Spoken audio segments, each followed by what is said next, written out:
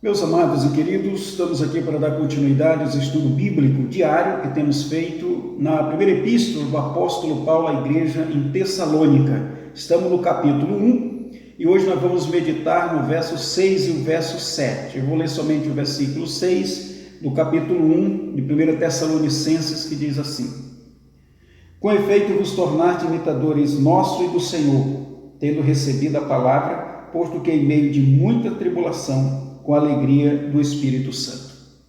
Meus amados e queridos irmãos, essa igreja, uma igreja nova, os irmãos estão começando a caminhada na vida cristã, estão crescendo exponencialmente nesta vida, nessa nova vida em Cristo Jesus. Esse crescimento é oriunda da palavra de Deus residindo em seus corações e também o interesse que esses irmãos têm pela palavra de Deus. Os irmãos devem lembrar que nós já falamos logo nos versículos introdutórios que Paulo via um desbravamento desta igreja na operosidade da vossa fé, na abnegação do vosso amor e na firmeza da esperança. Tudo isso oriunda dessa palavra que foi pregada, desse Jesus que foi manifestado através da vida do apóstolo Paulo. Pois bem, dado a essa qualidade de vida, Paulo diz que esses irmãos se tornaram imitadores dele. Veja bem a comparação. O apóstolo Paulo, quando nós observamos o seu comportamento na trajetória cristã, nós vamos ver um homem militante, no sentido de ser firme na convicção de sua fé. Até então ele vai dizer que já não vive ele, mas Cristo é que vive em seu coração, não é a sua vontade, mas a vontade de Jesus. Por isso ele é preso, por isso ele foi chicoteado, por isso foi tão perseguido. E agora, quando ele olha esse crescimento estruturado dessa jovem igreja, ele vai dizer para esses irmãos que é exatamente esse o caminho a ser seguido. Que com esses comportamentos, ele já se identifica com o comportamento do apóstolo Paulo, sendo eles imitadores do apóstolo Paulo. Esses irmãos, eles já têm uma qualidade que traz segurança a Paulo dizer que vocês são discípulos de Jesus Cristo. É desta maneira que Deus quer que nós vivamos. É desta maneira que Deus quer que nós nos comportemos, irmãos, como pessoas que imitem Jesus Cristo, como pessoas que copiem o comportamento de Jesus Cristo. Assim era a igreja, essa jovem igreja em Tessalônica. Esses irmãos que já são comparados como imitador do apóstolo Paulo e imitador de Jesus Cristo. Veja a narrativa no versículo 6, a parte A. Com efeito vos tornaste imitadores nosso e do Senhor Jesus Cristo. Esse comportamento, ele era notável por duas vertentes. Primeiro, o interesse que os irmãos em Tessalônica têm pela palavra de Deus. Esse interesse era visto nesse comportamento da piedade cristã, na busca pedagógica pelo conhecimento bíblico, a leitura da palavra, a oração da palavra de Deus, o comprometimento e o envolvimento com tudo isto que tange a verdade cristã. Quando Paulo viu isso nos irmãos, esse interesse de buscar, de se debruçar nas Escrituras, ele entende que é exatamente o sentimento que Paulo tem no seu coração. Isso é chamado de uma ortopraxia, esse sentimento tão somente bíblico. Meus irmãos, que Deus, em sua infinita graça, tenha essa graça de reger o nosso coração, aonde todas as nossas emoções, ela seja gerenciada pela palavra do Senhor. E desta maneira esse poder haja no processo, meus irmãos, do justapor em nossos corações. Também esse amadurecimento da igreja em Tessalônica era visto pela maneira como a igreja se comportava diante dos perpasses da vida. Isso é importante nós entender, porque Paulo vai dizer que tudo coopera para o bem daquele que ama a Deus. Até os problemas que surgem, irmãos, nessa via dolorosa, nesses caminhos íngremes da vida, as dificuldades são testes para nós crescermos espiritualmente. Veja aqui na parte B do versículo 6, o apóstolo Paulo, ele vai narrar um acontecimento que existiu de fato lá na cidade de Tessalônica, assim que ele chegou para pregar o evangelho. E diante dessa realidade, desse quadro, ele vê a igreja se posicionando como de fato deve ser, de maneira firme e convicta na fé cristã. Vamos ler aqui Atos dos Apóstolos, capítulo 16, ou melhor, capítulo 17, e olha o que diz o texto no versículo 5, até o 9, veja aí o que diz o texto. Os judeus, porém, movidos de inveja, trazendo consigo alguns homens maus dentre a malandragem, ajuntando a turba, alvoroçaram a cidade e, assaltando a casa de Jasson, procuravam trazê-lo para o meio do povo.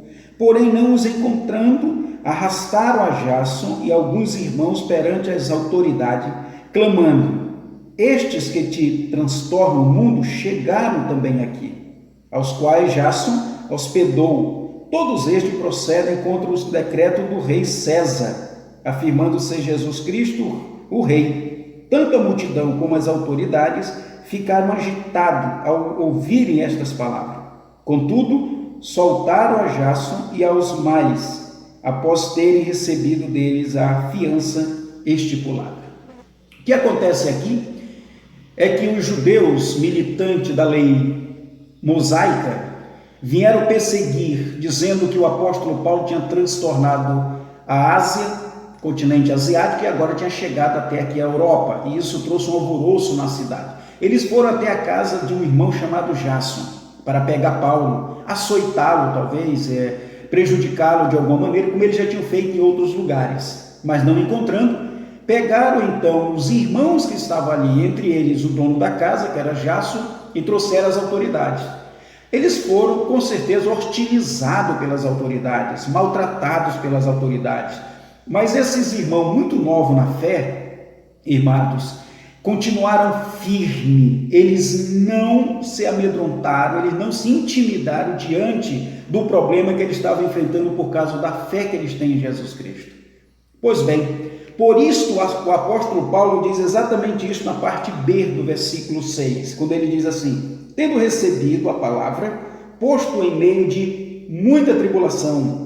A tribulação aqui é exatamente todo esse intempérie, toda essa dificuldade, todos esses acontecimentos aqui por causa da sua fé. Diante desse mar agitado, dessas chuvas torrenciais, desses problemas, essa jovem igreja se mantiveram firme no Senhor. Eles não foram comprados. Eles não deixaram ser persuadidos e amedrontados por causa da oposição do governo. Amados irmãos, isto é um amadurecimento, isso é reflexo, isto é oriundo de uma igreja comprometida com a palavra de Deus. Abre parênteses. Irmãos, por que nós não vemos igreja hoje assim? Porque hoje as igrejas estão tão fragilizadas, tão fracas teologicamente, espiritualmente, porque estão tão apagadas nesse vigor espiritual, vírgula. A razão, meus irmãos, é a falta de comprometimento na obra de Deus, em buscar de maneira pedagógica, fazer parte dos cultos, se interessar e se envolver com o ministério da palavra de Deus. Observe como são nossas EBDs, observe como são os cultos de oração, observe os departamentos de missões das igrejas, observe o envolvimento dessa geração atual nas igrejas. Não há interesse, não há vida cristã, não há comprometimento. Logo então, nós vamos ver uma igreja desacreditada nessa sociedade, uma igreja frágil, que qualquer vento, qualquer problema desconstrói e destrói, porque é uma igreja vencida pela barganha do mundo. Fecha parênteses. O apóstolo Paulo diz que esses irmãos, em meio às tribulações, eles cresceram. Meus amados, as tempestades da vida, os banzeiros, as chuvas torrenciais, Esses problemas que surgem é para o seu crescimento espiritual. Você vai ver que de fato é um cristão autêntico quando em meio às lutas e às dificuldades você cresce. Então Paulo diz exatamente isso, né? Na parte B do 6. Tendo recebido a palavra, posto que em meio de muita tribulação, e aí no versículo ainda 6, a última parte, com a alegria do Espírito Santo. Tá? Com a alegria do Espírito Santo. Ou seja, quem é o agente movedor das ações e emoções da igreja em Tessalônica? O Espírito Santo. É pelo Espírito Santo que eles se interessam em ler a palavra de Deus. É pelo Espírito Santo que eles se comportam de maneira íntegros e reto na vida cristã. Somente através do Espírito Santo é que eles crescem em meio à tempestade. E agora, o apóstolo Paulo diz: com este comportamento, vocês se tornaram exemplo da Macedônia e da Acaia. Veja aí, versículo 7. De sorte, a palavra sorte aqui é de poder, de influência, de sorte que vos tornaste um modelo para todos os crentes da Macedônia e da Acaia.